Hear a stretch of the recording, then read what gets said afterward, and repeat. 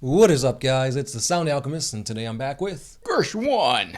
as we continue to answer your questions in another episode of For the Greater. This is a video series where we answer the questions left by you, the viewer. If you have a question for us, comment down below. Put question in front of your question because we get to those questions first. That is what Timothy Armstrong did. He asks, what's the most well-known time the Imperium has fought together with a Xeno race? I think for me, the one that comes to mind is when they tried to destroy the Tyranids, and they had to ally themselves with the Eldar and the Tau Empire. Check out our 40 facts on That one time where the Imperium allied with the Eldar and yeah. Tau. So I think it's just like Imperium alliances, but we already covered this in a video. Obviously, the Eldar and the humans worked very well together. It's kind of the same relationship as fantasy, where you have like the humans and the elves that are just cool with each other, more so than like humans and any other race.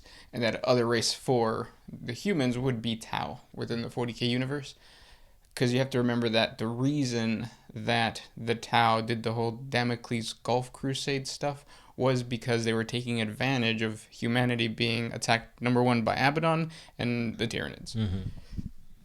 So eventually it is one of those, like, whenever the Imperium does ally with somebody, it's usually, the best alliance is usually Eldar. Yeah. Craft World. And that can be shown in the instance that I'm going to tell you guys, and that is during the Rise of the Primarch storyline, where essentially Space Marines, the Astra Militarum, and even the Grey Knights all allied together alongside the Eldar to resurrect Guilliman. The Harlequins are even in there. Yep.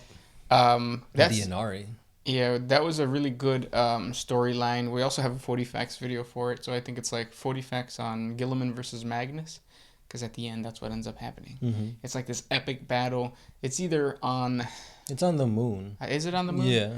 Okay, so yeah, it turns out that there was a warp gate there all along, and yeah, they just do battle on the moon, and it's really badass. A lot of cool artwork for that. Yes, definitely. And I think the humans, or the Imperium in general, they're kind of more tolerant to the Eldar. For one, I think, is because they look very similar. If you put an Eldar and a human right next to each other, they almost can pass for one another. Obviously, the Eldar are more slender and, like, elven looking, but still, like, they look almost alike. Yeah. Especially when you compare all the other races in 40K, it's like nobody really else looks the same. Yeah. You got blue people with the Tau, orcs, yeah. They're very different in looks. Yep. Next question comes from Te Mande a la Bird. He went crazy on that previous Greater WAAAGH episode, and he asked us a bunch of questions. So if you guys want your questions answered, do what he did and just ask a bunch of questions. Yeah, just go bonkers. Bonkers. Go absolutely insane.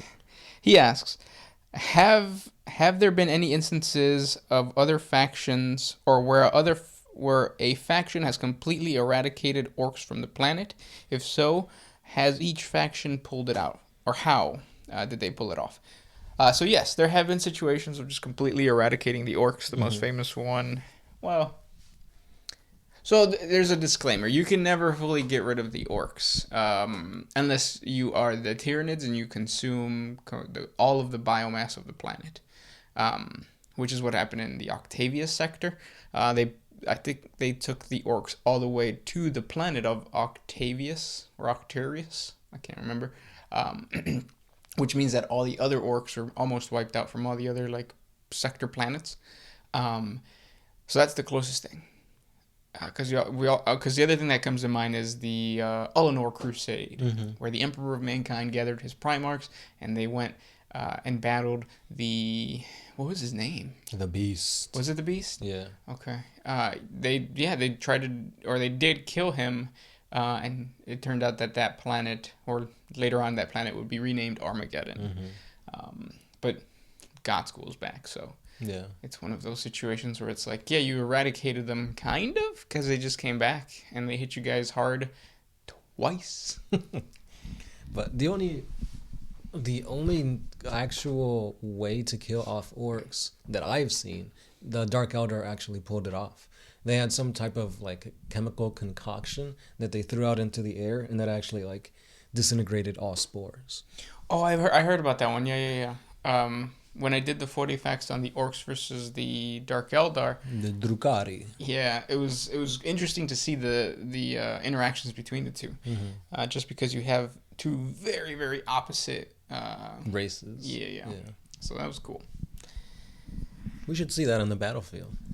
Orcs versus Dark Eldar. Orcs would obliterate the Dark Eldar. Yeah, it's like even though they got mobility, I don't think they have enough firepower to mow them down. They don't have the jump. Like I said, well, we'll see. This one is by also the Mandela Bird. He asks, how many orcs would it take to kill off an Imperial Knight, a Wraithblade, and a KX-139 individually, lore-wise and on the tabletop? That's a good question. A lot. Yeah. Because when you think of knights, they're going to be massive, like, hulking constructs of destruction. So if they're just an ordinary orc, stands no chance. Unless you're dealing with, like, a special type of orc, such as the tank busters, because that's what they're made for, taking down all these heavy infantry or heavy machinery. But it's going to take a lot of orcs regardless. Yeah. And then the thing you have to remember about orcs is they don't care about dying. All they want to do is get stuck in.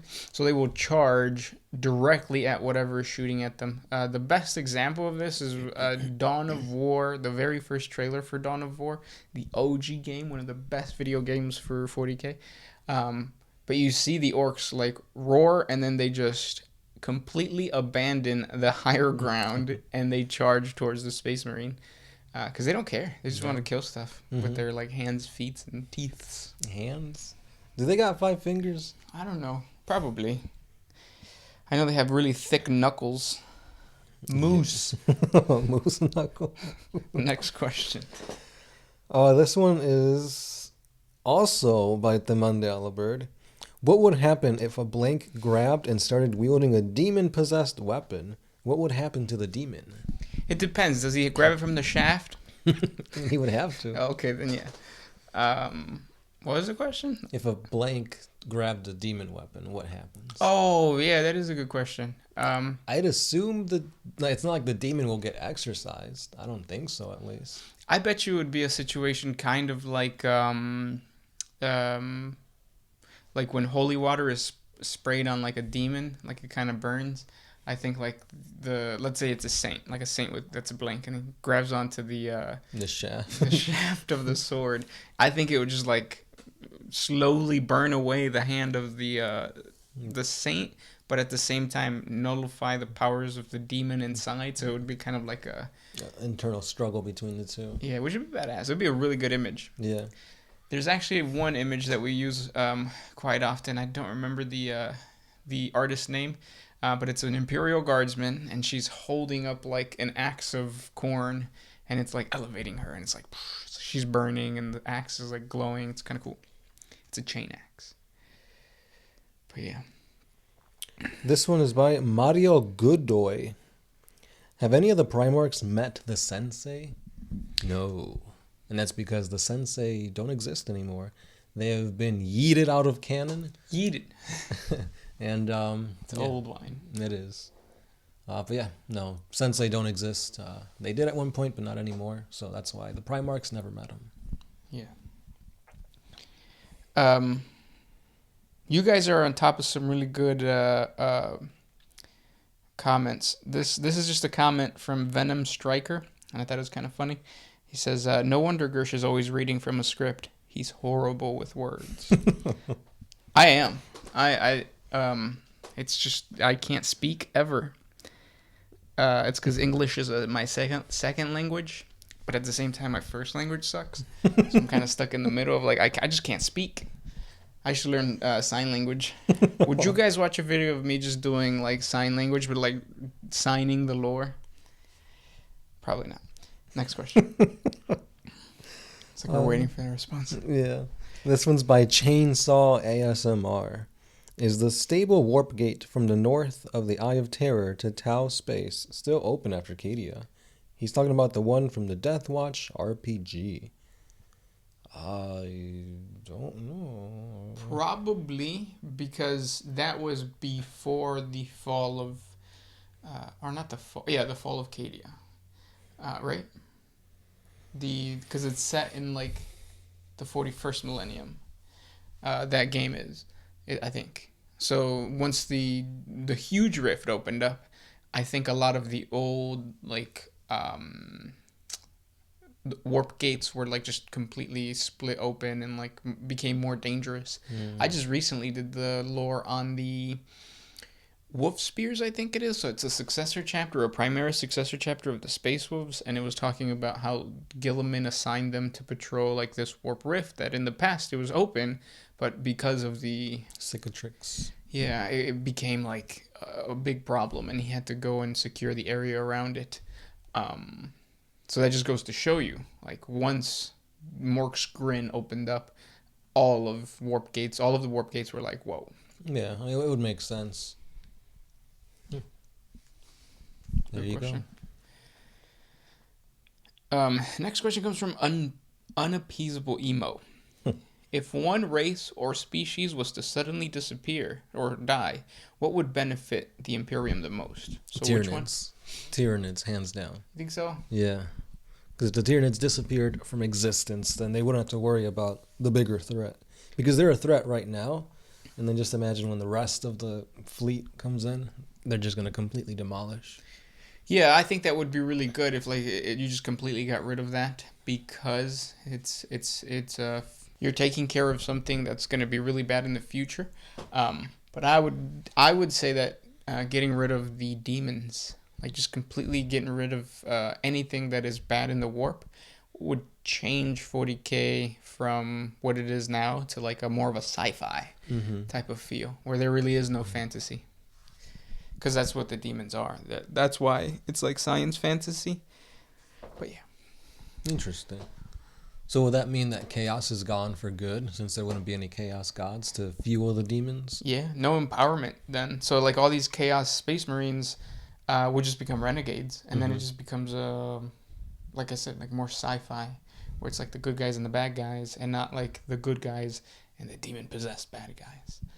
But yeah. Interesting.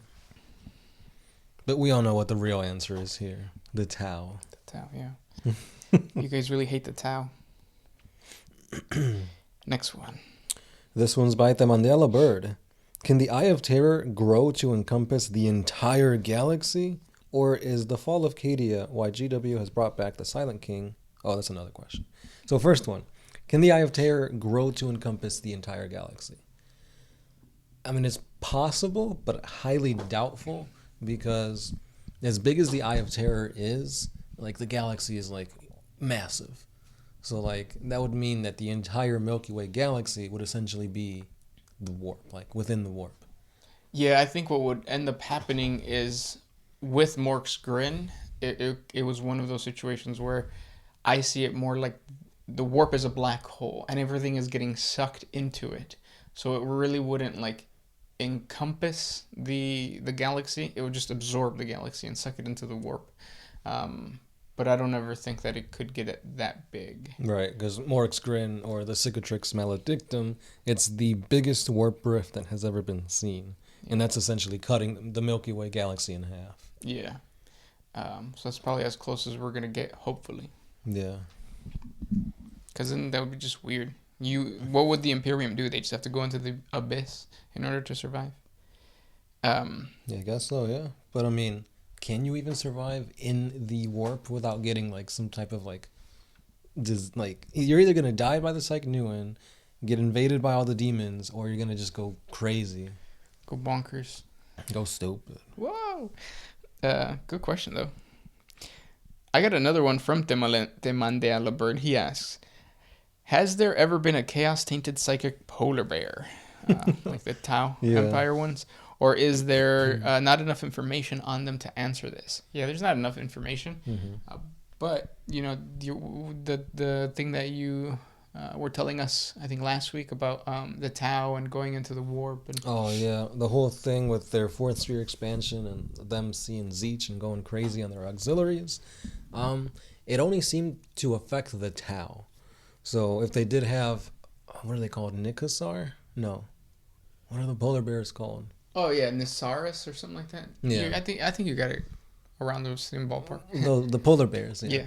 So if they did have those polar bears guiding the ships, it seems like nothing really happened to them. It might just be like where the Tau barely register in the warp. Maybe they just also barely register, and that's why you haven't really seen any chaos corrupted polar bears. But I mean, it would make sense because humans don't have to register that much in the warp, and they could still get corrupted. Yeah. So again, there's just not enough information on the auxiliaries of the Tau to prove that. Yeah, I think in that story it was kind of like the Tower experiencing PTSD because they saw the polar bears turn into like black bears or something crazy like that. Brown bears. Brown bears. There's this really cool demon that I just found out about that Zinch creates. Check out our 40 facts on... Damn, which one was it? Los Tigres del Norte? No, the Thousand Sons warbands. So there's a specific Thousand Sons warband called the Mind Eaters. And spoiler alert, if you guys want to watch that, go watch that first. But anyways, the main guy of the Mind Eaters, like their chapter master, what is it called for the Chaos Lord, turns into... He wanted to become a demon, but Zinch, instead of turning him into a demon, turned him into like this Zinchian, like tentacled beast. Think of the... that creature from Hellboy, the Guillermo del Toro one, the first one that he came out with, with all like it looked like it had dreadlocks. Yeah. Kind of like that, but the dreadlocks actually attack you, and that's just a demon that you can actually buy. Like it's a model. Really? I had no idea about it, so I saw it. I was like, oh, that's pretty badass. So imagine like one of the polar bears turning into that, and now the Tau have to fight it. That'd be crazy. We should do narrative smaller battles. Yeah. That'd be fun. You're fun. Yeah. We need to find a polar bear model. Yeah, I'm pretty sure the D&D line has some. Yeah. Next question. This one's by Dan D16. Was there ever an instance of Tyranids going rogue, and can it theoretically happen? If by rogue you mean not being within the hive mind, yes. They just go back into their instinctive behavior, which is like feeding or attacking the closest thing to them. So yeah, it is a thing, but it's not like they're sentient. Because even the Gene Stealer cults, they still answered to the hive. So yeah, that used to... I played Tyranids once on the tabletop, and that rule pissed me off. Because if you don't have a synapse creature, so like a warrior or like one of the big guys, zoanthropes, yeah, you basically treat the Tyranids as just like an animal on the tabletop. It goes and does whatever, like the instinctive behavior, like you said, is so annoying. It is. Now there are also instances of hive fleet tendrils, I think they're called, right? The hive, yeah, and they kind of split off from the main hive, form their own hive, and sometimes do battle with the main hive because they're kind of like trying to build their own. Like they're basically an offspring of the bigger hive, and just like bears, the little bear is probably going to end up trying to kill the big bear at some point because we watched the Discovery Channel. Essentially, they're fighting for the same food source, which in this case is biomass. So yeah, it would be a battle to secure resource between the two Tyranid fleets. Yeah. So, yeah. Now, this is going to be the last question. It's going to be by Temandela Bird. He asks, there's so many good ones. I'll just pick this one because it's shorter. If you could create a weapon from all the factions, or for all the factions, that could one-shot a Primarch, what kind of weapon would you make? I wouldn't really create a weapon because there is a weapon already that I feel is severely overpowered, but also severely underused. For which faction? I think I know for sure the Ultramarines had it because Cato Sicarius used it against a Catan. It's essentially I forgot what it's called. The grenade thing? Yeah, it's that grenade that essentially creates a black hole and sucks anything into it. That's funny because I think I would have a similar element, like a weapon that creates some type of black hole within every faction. Because I know what you're talking about, and I think it would be cool to, like, if the orcs had they could mount a grot on a rocket that was that grenade and then just shoot it at a Primarch and destroy it. That'd be badass. Yeah. And I remembered about it because I was researching some like awesome D&D spells, and there's one called Disintegrate, and essentially that's what it does. It Thanos snaps you out of existence. Disintegrate? Mm-hmm. I think it said if you have over 100 HP, then it doesn't disintegrate you. It just like takes a chunk out of you. So that's kind of what that grenade does. You throw it and it like consumes a portion of the person. That's pretty cool. Entirely. That's pretty cool. Mm-hmm. But yeah, I like that. Black holes. Black hole grenades. Every faction should have one. Or maybe a grenade that, like, when you throw it, a bunch of those cloud bears or the polar bears come out, and then they turn into that Zinchian creature. That's just a Pokeball then. Yeah. But with a lot of them. Like one Pokeball for like 100 of them. That'd be badass. And those were the questions for today. If you guys have more questions for us, comment down below. We love answering these questions as much as you guys like commenting. Well, we know the Mandela Bird loves commenting. And YouTube has been kind of funny lately. We don't know why, but like all of your comments are being held. We're trying to fix that, I guess. Yeah, it's really weird. So if you don't see your comment there, still comment. Like it'll because we get it. We just have to like manually. Yeah. So, but yeah. It's weird, but keep asking those questions, guys. This is Gershwin, the Sound Alchemist, and we are out. Always used